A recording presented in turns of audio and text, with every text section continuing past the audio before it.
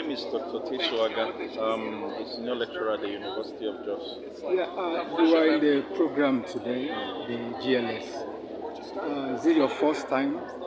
This is actually my eighth time participating at the Global Leadership Summit here in Jos. Have you figured anything that is unique today? No, most of the sessions are actually quite transforming. The past experiences I've had, most of the sessions have been very impactful in my life and in my leadership. Condoleezza Rice is coming from a very rich background, being in politics and the academia. Presently, she's a prof at Stanford University. Is there any picking point from what she said so far in terms of leadership? I had a lot of moments I could highlight in the course of listening to her. But her rich spiritual background, having her father as a theologian and some of the principles she had imbibed, she was able to bring it into the academia and also into politics, where she had the opportunity to serve as a national security advisor. For me, this is quite insightful and impactful, and I've gleaned also from some of the things she has said. Aside from Condoleezza Rice, we've had one or two speakers who've come, and one has spoke on issue of characters and habits. Do you think that there's anything our leaders politically in Nigeria they will need to learn from these sections we have looked so far? One of the central points for me had been the issue of trust. There's a lot of trust deficit when it comes to the leadership here in our country. And I think our political leaders and leaders at all levels need to ensure that there's a trust that is built, and that's something that happens over time. Because once that is lacking, then it becomes very difficult to be able to have a very strong followership that will believe in the vision and mission of any organization. Is there any demerits so far you've been able to gather that?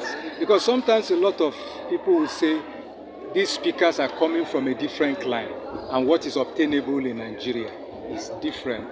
Do you share such sentiments? No, I don't, because most of the leadership principles that have been taught at the Global Leadership Summit are things that are universal and cross-cultural. There have been principles that you can pick and contextualize, anywhere. So they are principles that are global. So for me, I feel they are very relevant. And moreover, we've also had speakers who are also not just only Africans, but also Nigerians. We've had Adeyemi in the past, and also some of the African American speakers like Kidi Jakes and so on have actually given insights that we can connect with as one that look like us. In the past, a lot of people have had these ill feelings that, the speakers are not here naturally. Do you share such a divide?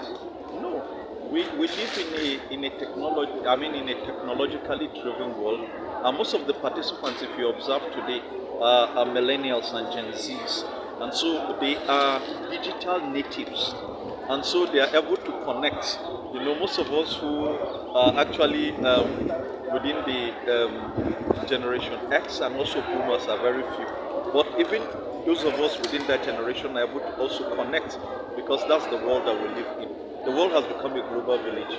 Finally, do you have any expectation before we round up tomorrow in terms of the GLS 2020? My expectation is that the sessions that we're going to have today is full packed.